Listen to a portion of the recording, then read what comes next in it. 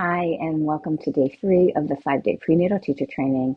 Congratulations, you made it to the halfway point. Honor yourself for fulfilling on your intention thus far. Today we get rewarded with a little play. So the word for play in Sanskrit, the language of yoga, is Leela. And Leela really means the play of the universe or the play of nature. I loved it so much that I named my daughter Leela.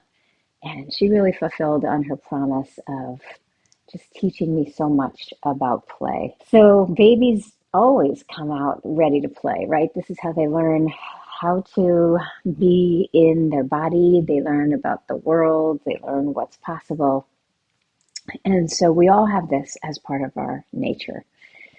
This is a super important element to bring into whatever co-creative act we're working on, whether that's creating a transformative pregnancy, labor, and motherhood, or becoming a prenatal teacher, or practicing a pose, or teaching a pose. We want to bring this playfulness into it, writing a book. And the element that's most connected to this is water. So the water element, if you think about a babbling brook, it's really hard to be super serious around it. It kind of brings out the play in you, and you want to get your feet wet or hop on the rocks or whatever. So this water element is mostly we want to bring it into our hips, our low back, our thighs. So if you think about dancing, what happens? Generally, we stick our booty out, we sway, go side to side. And this is a wonderful release for the lower back because the lower back has a natural curve. So the groins right here, these muscles that go deep into the pelvis, if you put your fingers right where your thigh meets your pelvis, these are your groin muscles. And these are the first responders to stress. So when, we get a text that freaks us out or whatever, or if we're pregnant, when we worry about something, we start to tighten here. This is the body's response. And generally it's to things like, oh, there's a bear, we better run. So it's squeezing here, it's pulling the thighs forward so we can start to run. Well, when we remind ourselves there's no bear and we release the groins back, right? We kind of stick our booty out so the groin muscles are going back. It sends this message to the nervous system, everything's okay. And so it's a very important action to do when we're pregnant because not only does baby need space in the back of our pelvis to move into, right? So a lot of people talk about pushing, that pushing sensation is feeling like you have to poop because it's toward the back. But also these groin muscles are very close to these ligaments called the round ligament that attach the uterus to the front of the pelvis. These ligaments are interesting. They are very unique because they react like muscles. If they get pulled too much, they cramp up, they tighten up. Now, this cramping feeling is something you might hear from prenatal students, and they say, yeah, I don't know, it feels really weird, right? It's scary to have cramping when you're pregnant. So we don't want to feel that. But the nice thing is now you understand how to make it go away.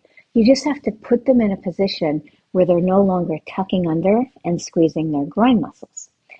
This position, it can be just standing, sticking the booty out. If they're sitting, you can have them pull their butt back so they're more forward. Anytime the butt is behind us and our thighs are pressing back, we're able to get the watery element into that area. So I'm going to teach you a couple poses where you can do this.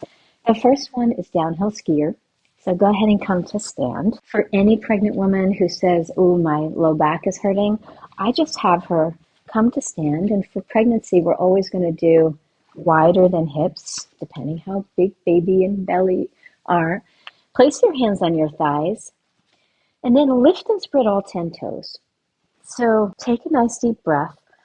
And on your exhale, see if you can feel the 4 corners of your feet descending into the earth. Now you can place your feet back down, but it's really about not just making space, but allowing yourself to be fully supported by the earth. And then imagine you have a big block between your legs and squeeze it. You can touch your inner thighs, see if it's engaged. It should be. We're in the second sacred step of sourcing your strength, right? Hugging into the center. Use that strength now for the third, which is sticking your booty out, taking the inner thighs back, and even give it a little shake, turning each thigh in and widening.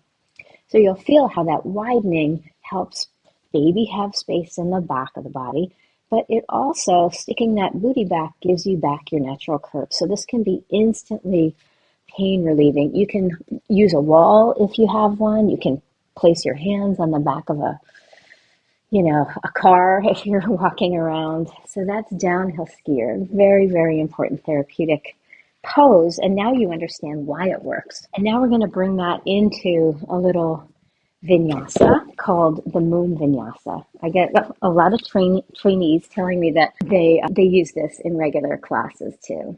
So I'm going to just stand. I get a lot of trainees saying that they use this in regular classes because it feels so good.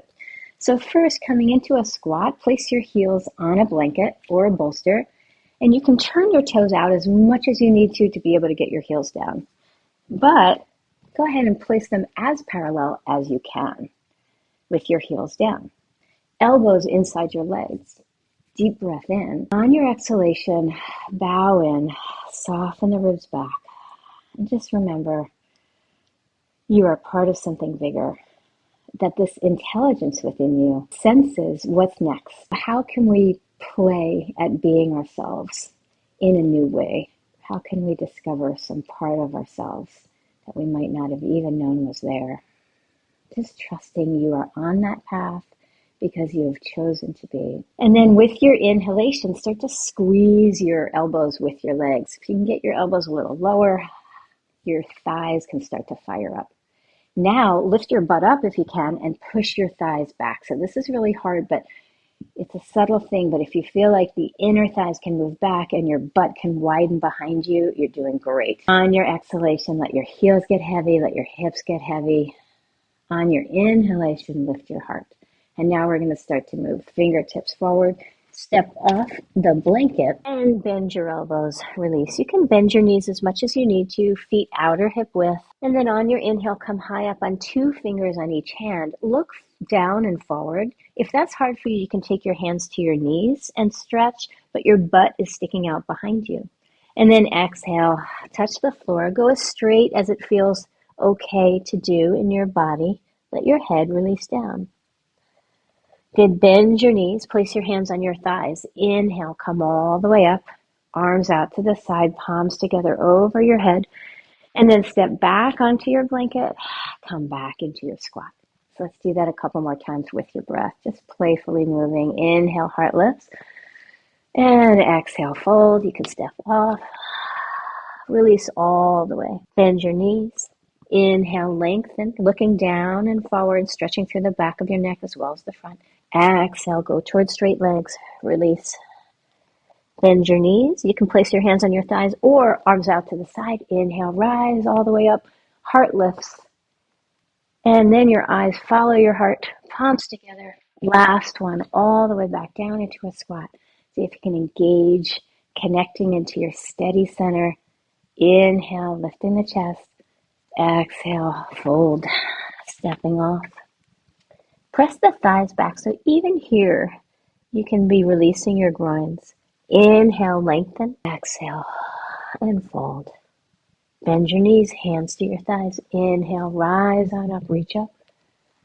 And come back down into your squat. Take a moment to set your intention for your day. How can you bring a little more play into it? What areas maybe do you feel like you've been a little serious, and maybe you're blocking yourself from this flow that could help you move through it? So tomorrow we'll talk about bringing power into the body. So we're not going to walk around with our butt sticking out like a chicken. So how do we also root in?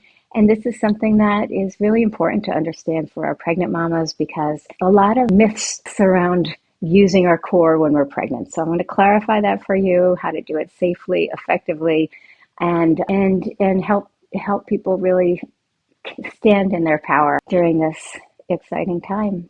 So thank you so much.